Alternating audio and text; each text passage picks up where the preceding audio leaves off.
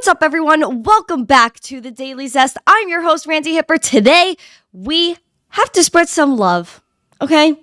Crypto is the future, as per the title of today's stream, and I mean it. I really do. I'm happy to see all of you guys, so please, if you guys are feeling cool, you're feeling zesty vibes already, make sure to share some love to the stream. Make sure to smash those likes or hit the button gently. We don't want to break our screens out here, but hit those likes, subscribe, share the stream out with friends so more people could tune in and hear what's going on in the crypto space. I want to say hi to everybody in the chat. We got Nordy Guy, Emma, nice to see you. No Noel, Marky Mark, Nash, nice to see you. Flat Smack, I love your comment. It's like a bull, like farting on a bear? I like it. I vibe. Kenny, nice to see you. Randy, nice to see you. Adam, what's up? Wow, we got some peeps in here. We got some peep. Really nice to see you guys. We got Cash Cats. Who else is here? Lucas, nice to see you. Got Nate. John Germain, what up? Again, friends, this is a friendly chat out here. Hit those likes. Say hello. We all like to conversate out here. Oh, wow. So much is going on in crypto. We're going to get into the nitty gritties, my friends. Oh, Ken's, nice to see you. I don't think I said hi to you yet. Nice to see you. Okay, friends, let's get into it. I'm happy to be here. I love doing this. Okay, let's get started. Do. We got CoinMarketCap up here. Bitcoin this morning, sitting at $22,832, down 0.26% in the past 24 hours. Bitcoin is struggling here with this 23K mark. I mean, it's going above, falling below. It's a little bit of a struggle, but I feel like there's going to be a move in some sort of direction soon, but it's going to be a zesty move as always. Ethereum, $1,611, down 0.46% in the past 24 hours. Friends, there's not much price action. We got Litecoin at $89, down 0.59%. Cool to see. At least we're up a little bit. A lot of people did not expect Bitcoin to make the move that it did through the 20s. It was just sitting at 16, then 17, then blew through that stuff into the 20s. So I'm happy to see it. Hope we maintain the 20s. And friends, there's someone that wants to maintain their life as well. And he's at his house. He's playing League of Legends. He's having a good time, quite frankly, yet he is still searching for money wherever he can grab it. His name, you ask, is Sam Bankman Fried. Some new news. We do know that the feds actually seized $700 million in his assets, most of which were Robinhood shares. So now, founder SBF of FTX, he has his house in Washington, D.C. that just hit the market for $3.28 million. It is a 4-bedroom and 5-bath, this is one of the long list of properties that SBF will likely offload, as the feds, as we spoke about before, seized $700 million in cash and assets connected to the crypto influencer. He's not an influencer. Court filings from Friday's show. The feds seized assets primarily in the form of Robinhood shares that Sam Bankman-Fried owned. The move to list a 4,100 square foot property comes a month after SBF was released on a $250 million bond secured by equity in his $4 million family home in Palo Alto, California, which is also where he's under house arrest. Like I said, he's home, he's playing League of Legends and having a good time. Oh, SBF. I see Tom Crown. Thank you for the love over on TikTok. I appreciate you. So SBF, he listed his house, $3.28 million there. He tried to get his Robinhood shares, which other people fought for. Friends, I'll bring it up later, but other people wanted these Robinhood shares. This was a lot of money. Yet SBF, he's still scrounging for those dollars. He wants every dollar he could get. He even said if you guys remember, when he was initially trying to get the Robinhood shares, he said he needed those for his legal fees. So I guess SBF is struggling. What a joke. Bulldog, nice to see you. Aw, it's okay. I'll see you later, friend. Through the wire, nice to see you. Friends, that's not it with SBF. Here we go. SBF held $50 million in a tiny rural Washington state bank that had just 3 employees until he invested in it. So this is another weird scenario. Disgraced FTX founder SBF held just under $50 million in an account with a little-known bank located in rural Washington state, according to the court filing published on Friday. Prosecutors said that on January 4th, they seized just under $50 million that SBF deposited with Farmington State Bank as part of an effort to track down nearly $700 million worth of assets for forfeiture. SBF's Alameda Research trading firm bought an $11.5 million stake in Farmington in March last year, which accounted for more than double the bank's entire net worth at that time. Until then, the little-known bank had been just the U.S. 26th smallest out of 4,800 banks. That is ridiculous. Sorry, friends. Based in Farmington, Washington, which has just 146 residents and is so small that the Google Street View doesn't even cover the whole town. That is wild. That is crazy. Farmington had just 3 employees. 3 whole employees specialized in agricultural loans to farmers and didn't even offer online banking or credit cards at the time of SBF's investment, according to a November New York Times report. At the time of the report, the bank said it had 32 employees and $115 million valuation, quote, consistent with other similar technology banks and trust bank startups. Oh, friends, this is another weird one. The tiny rural bank said last week that it'd be retiring the Moonstone name that it claimed days before Alameda's investment and is returning to its roots as a community bank, with crypto hit by waves of high-profile bankruptcy and liquidity crises over the past year. Wow. So a little bank, SBF basically had his own bank. You know, it's funny because in crypto, we're always like talking about being our own bank with Bitcoin and crypto, but he literally had his own fiat bank, his own actual bank. That's actually bizarre. That's so wild. CBD, nice to see you. John Cole. Oh no, never that. Ken's log. Flat smack. People struggling to pay their bills and living paycheck to paycheck. And then you have SBF. Exactly. And, you know, there are a lot of people that really haven't done, I guess, if you're comparing like on the scale of what SBF did, people didn't even do that bad and they got a lot worse treatment, right? Now you have SBF that literally has billions of dollars somewhere hidden somewhere because there's still billions missing, right? Where did it all go? And he's, again, sitting home playing League of Legends. Where were the regulators on SBF? Exactly. Bullish Bradley, hello and good morning to you. Friends, speaking of FUD, SBF tried to FUD Binance a lot.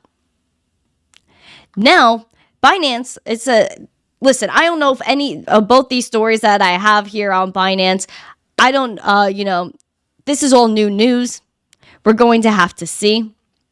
But Binance processed $346 million of Bitcoin trades for crypto exchange BitZlato. And if you have been looking at BitZlato, basically no one heard of it before last week. And the DOJ said they had some huge announcement and it was over BitZlato, an exchange that really no one heard of on Twitter. But it existed, and it says that Binance, the largest crypto exchange by trading volume, processed approximately $346 million worth of Bitcoin transactions through BitZlato.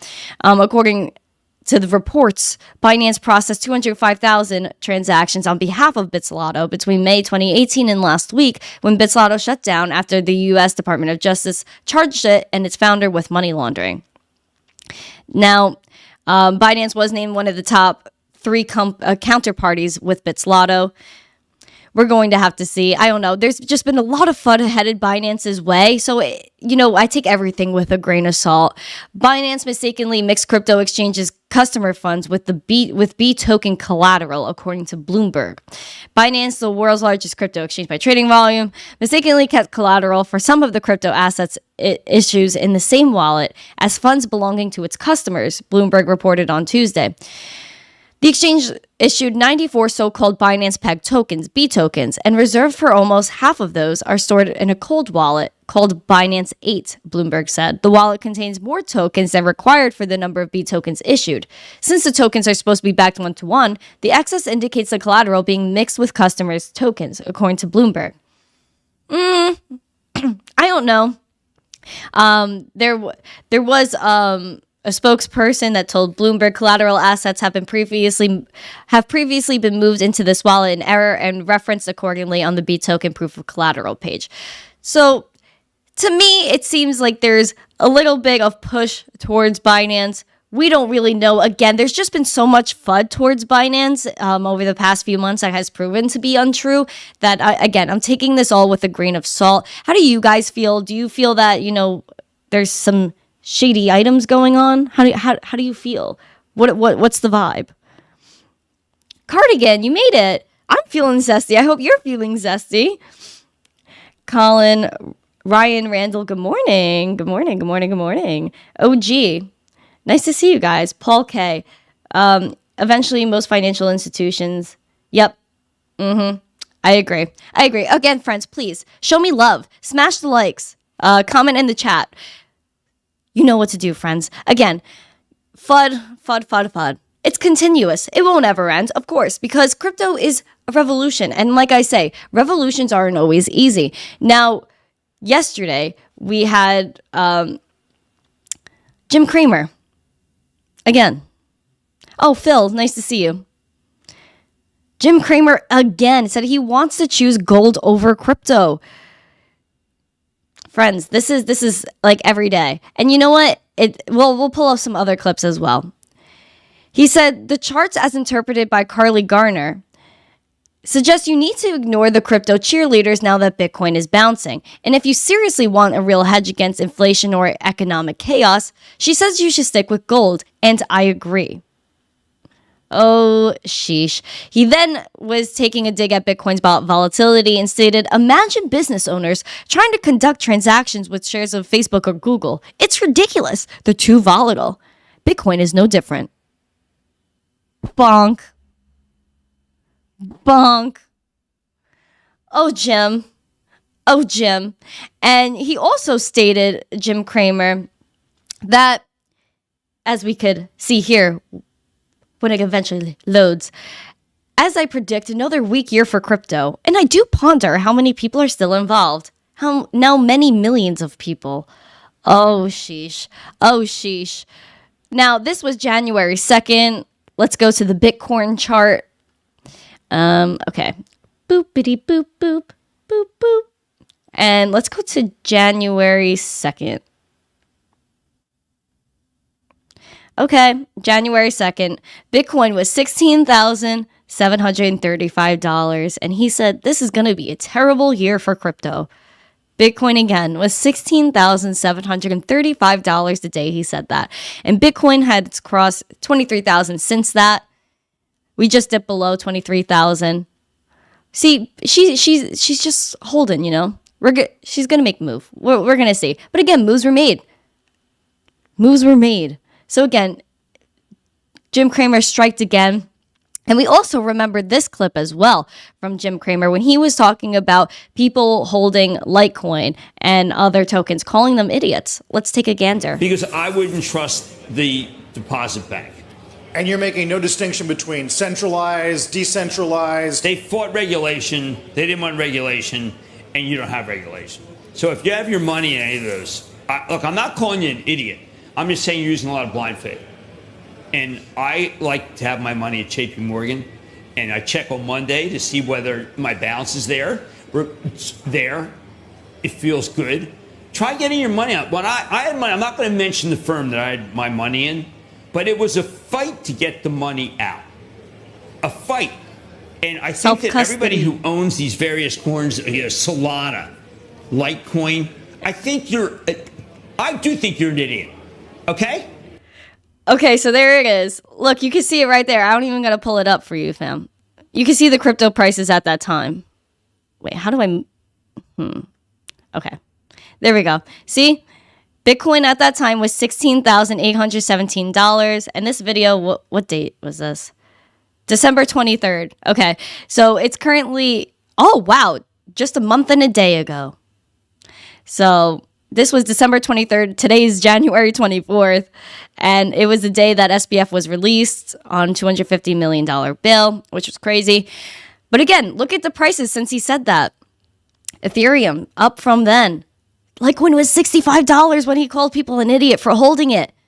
Now it literally is at $89, crossed 90. Oh, friends. Just so you know. I don't know. I'm just giving you like perspective here. Ignore the FUD. It's always going to get thrown at us. It's just when you choose to listen to it. Stick in your own convictions, my friend. It's going to be okay. It really will be okay. I'm telling you. Tom, nice to see you. Mark Lamarck. Let's face it, we will be the future in the financial world. Absolutely. And it's so funny you mentioned that because the other day I was even talking about on the show, friend, a lot of people look up to the traditional types of traditional finance or whatever as like the highest ranking people in society. I really think in the future or in the next 10 years, maybe less, I think people that natively came from crypto and built things in crypto will be at the top. I think I say hi to Phil already. Olive. Yeah, I feel you, man. I feel you. I feel your rage. Our Debs. All these financial gurus are only here to mislead you. Listen, this is why I always preach do your own research. Don't listen to me. Don't listen to Jim. Don't listen to anyone. Listen to your own brain.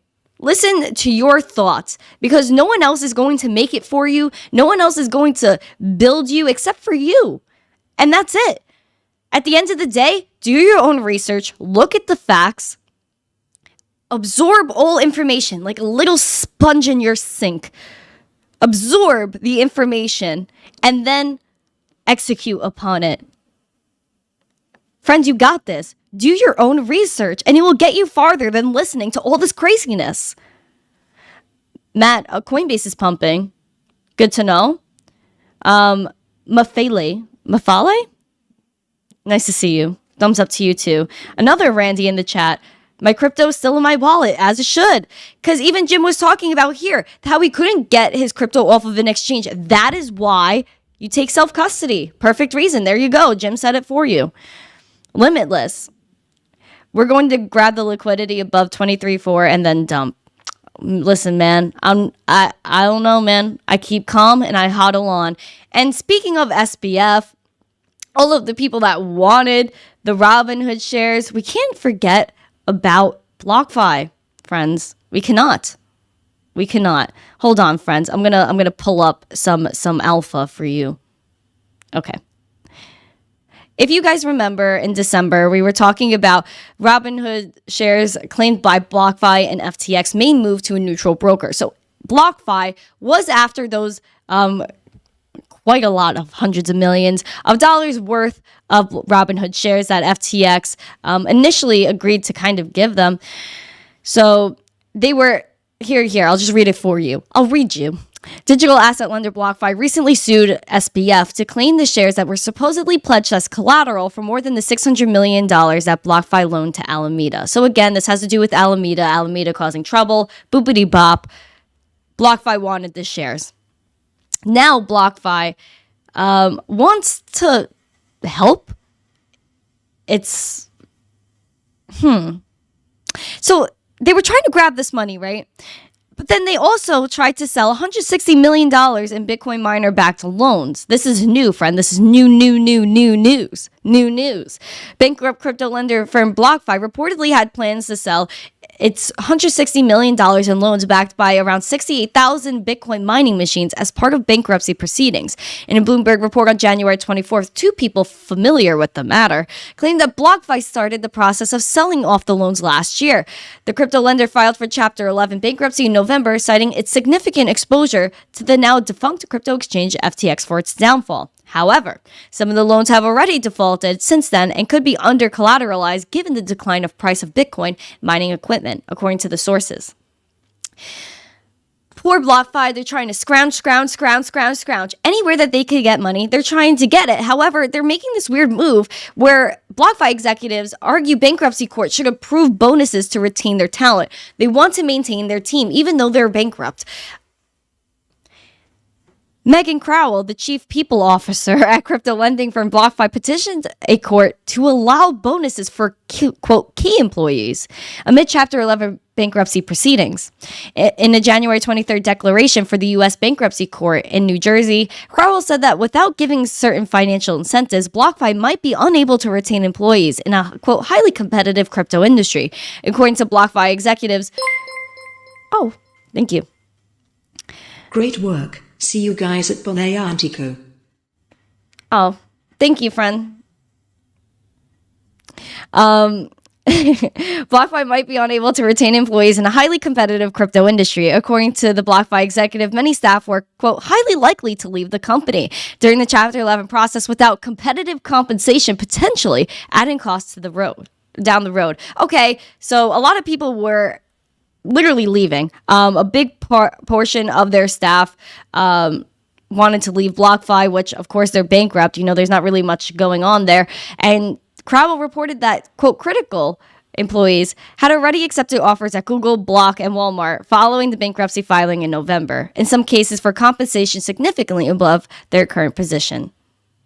So BlockFi, again, having trouble, but they want to pay their key employees a significant amount more. If you guys wanted to know, they proposed a plan that would offer employees bonuses of 20 to 50% of their salaries if they remain at the firm as of January 31st. Imagine like another 50% of your salary just to stay at a bankrupt place. That's insane. How are they even paying them? You know, why can't customer funds get paid? Like, why can't the customers get paid? They got wrecked. And so our Debs. See you guys at Pen and Tico. Oh, thank you so much. I appreciate your $20 super chat, bro. That's a Pen and Tico hero for me right there. B79. I'm going for it, bro. I love the B79. Like, it slaps. Balsamic on that. Good. Tom Crown over in YouTube. You transferred from TikTok to YouTube? You're funny, man. Thank you guys. I appreciate you. Again, smash those likes. We're not over yet. Speaking of bankruptcies and all these crazy items going on in the crypto space, Genesis and the hardships with Genesis do continue.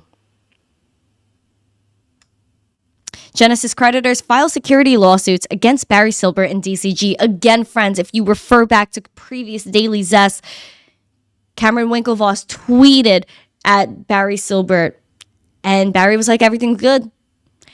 Tweeted at DCG, and DCG was like, everything's good. And then all of a sudden, things weren't good, my friend, which is why you always have to keep your crypto in your wallet. Anyway, troubled cryptocurrency company Digital Currency Group is facing more legal issues as its subsidiary Genesis Capital got slapped with a new class action lawsuit. A group of Genesis creditors filed a securities class action lawsuit against DCG and its founder Barry Silbert, alleging violations of the federal securities laws. Oh, boopity boop. The lawsuit was filed by Connecticut-based law firm Silver, Golob, and Tito, SGT, on behalf of the individuals and entities who entered into the digital asset lending agreements with Genesis. The law firm is known for handling major industry lawsuits, including a class action suit filed against Coinbase in March 2022. So these people that are representing them, they're heavy hitters. Boom. Like a baseball bat. Is this like the right form? I think like elbows higher up. I was on a softball team. I should know this. You know, boom. Let me know if I did that right. Again, the new complaint against DCG and Barry Silbert alleges that Genesis engaged in an unregistered securities offering in violations of securities laws by executing lending agreements involving securities without qualifying for exemption from registration under the federal securities laws. Again, we do know Genesis and Gemini, they were together, you know, doing the lend program. People were earning the interest, and they were like, woo, woo, woo, we're earning monies. Friends, it's not that easy. Hold on, what happened, Tom? Drop that shoulder back and drop back the shoulder and swing. Hold on. Okay, so it's like I can't like, you know, stand and like squat, you know, like and do the what is it? The athletic position. Is that what it's called? The athletic stance or something? But wait. Okay. You know what? Cardigan looks like a slam dunk to me. Okay, yeah. All right. If Cardigan says that, then I believe you. Then I believe you. Olive, batter up, friends. This is like all the crazy things like in crypto just hit and you're like boom, like it's just craziness. Thank you, Tom. Appreciate you. Ninja Kung Fu stance. Like, hiya. I'm gonna get canceled. Oh no. I'm just joking around. Please don't take me serious. Again, hit those likes. Show some love to the stream if you like that.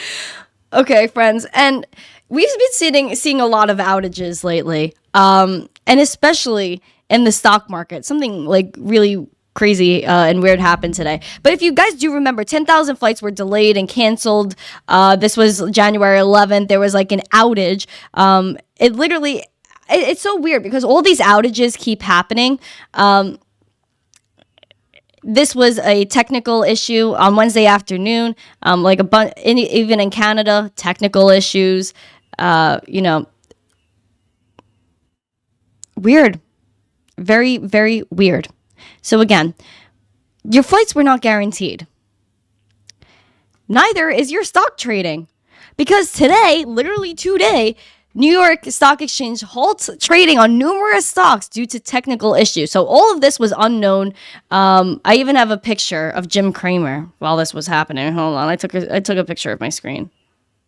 I see. This is what happens. Like you got the podcast, and you got to make sure you get the flicks, and sometimes not everything is in an article, and you just got to take pictures of your TV.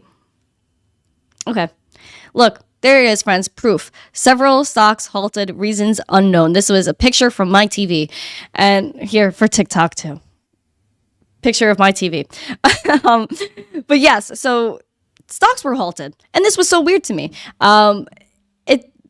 Some sort of malfunction. So again, another glitch. Another technical issue. If you guys remember, there were technical issues with Bank of America. Couldn't even get your money through Zelle. Again, some sort of malfunction at around 9:50 a.m.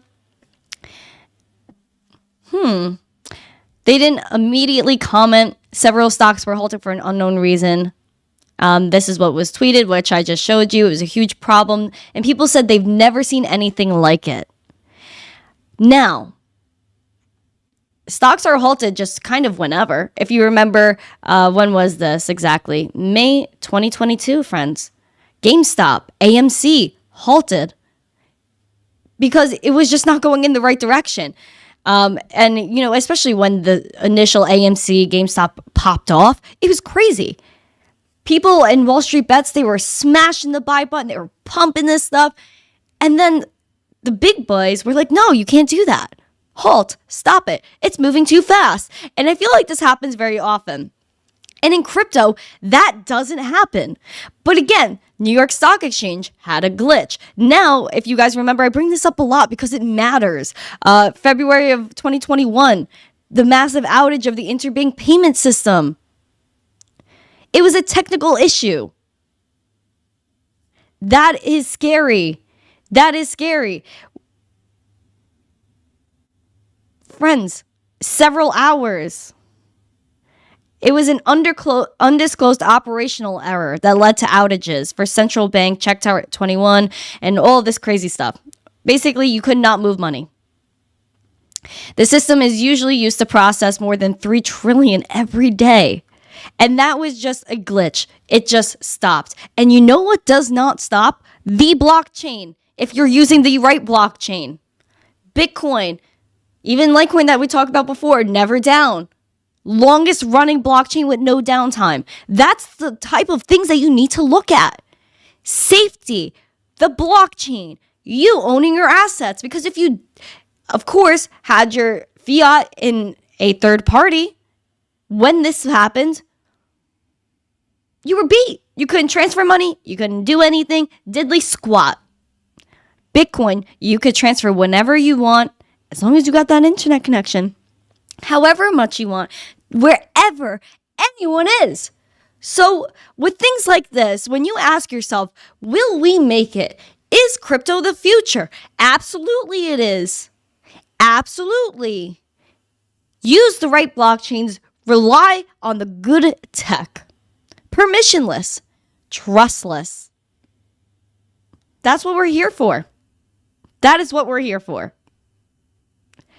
Friends, we are going to absolutely make it. And I showed you, friends, the FUD. Every day I show you the FUD. Why? Because no matter what is thrown at crypto, we make it. How many times has Bitcoin died? Clearly never, but a lot of people said it did. Like, Bitcoin's like better than a cat. Cat's only got 9 lives. How many times has Bitcoin died? That's crazy.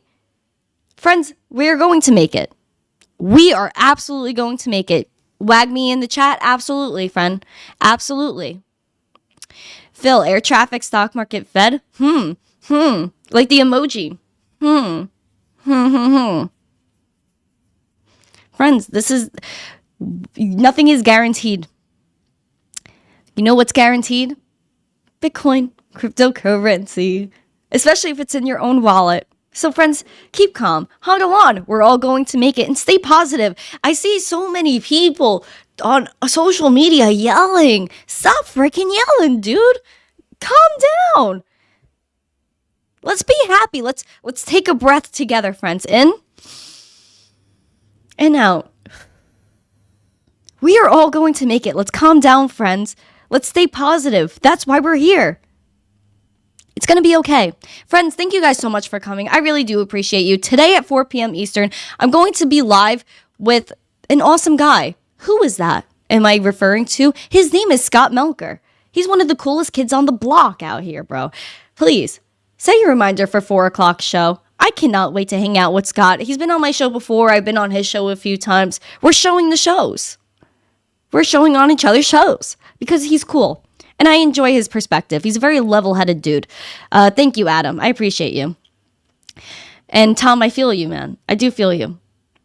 Thank you guys so much. I really do appreciate you. Again, smash those likes. Comment after this is over. Subscribe to the channel. Hit that bell button so you make sure you're notified when I go live. And I know sometimes Twitter doesn't send you all the noties. YouTube doesn't send you all the noties for when I go live. So I'm just going to put my Telegram chat in the live chat right now. So if you're on Telegram, join that. I make sure to pin whenever I go live and everyone gets notified. Oh, hi, Raider. Nice to see you. I didn't see you in the chat. Friend, thank you so much for coming. I will end now. I got to go. I will be back at 4 p.m. Eastern. Make sure you set your reminder for that. Join the Telegram. Have a great day. Smash those likes. Subscribe. Comment after this is over. Thank you so much. Have a great day. I'll see you later. And as always, stay zesty. Peace.